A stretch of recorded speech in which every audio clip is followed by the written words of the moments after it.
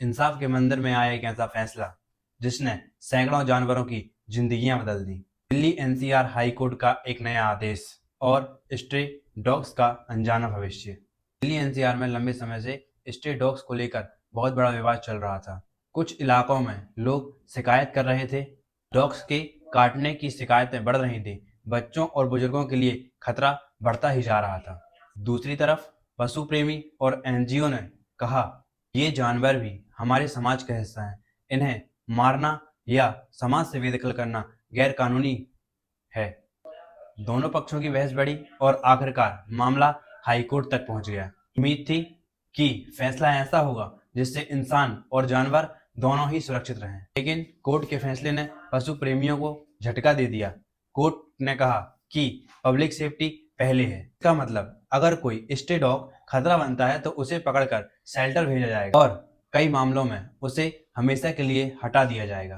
कानूनी भाषा में इसे रिलोकेशन या कुलिंग कहते हैं, लेकिन कई मासूमों के लिए या कई बेजुबान जानवरों के लिए ये मौत का आदेश भी बन सकता है।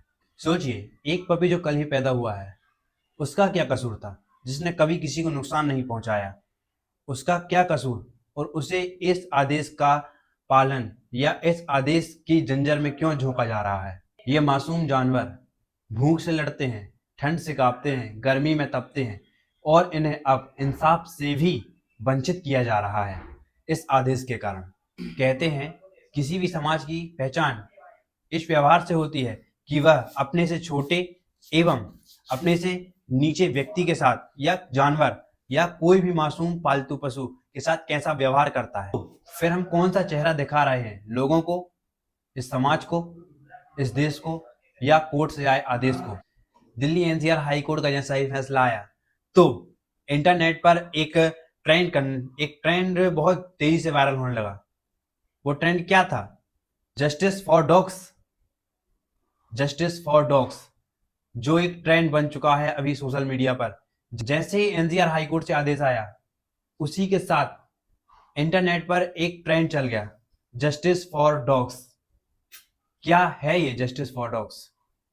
इस आदेश को सुनकर और इंटरनेट पर चल रहे जस्टिस फॉर डॉग्स को लेकर कुछ लोगों ने बोला कि इंसानों और जानवरों का साथ अच्छा व्यवहार और उन दोनों का साथ जरूरी है, लेकिन वहीं एक दूसरा पक्ष बोलता है कि इंसानों की सुरक्षा पहले रखी जाए, मतलब कि इंसानों की सुरक्षा बहुत ही इंपॉर्टेंट बोली गई है। ये बहस अभी भी जारी है, लेकिन सवाल एक है, क्या हम किसी या कई डॉग्स के कारण हम पूरे डॉग्स को जो पूरे भारत में है आदेश से सजा देंगे या उनको और उनके आने वाली पीढ़ियों को सभी को हम इस आदेश में जंजीर में झोंक देंगे?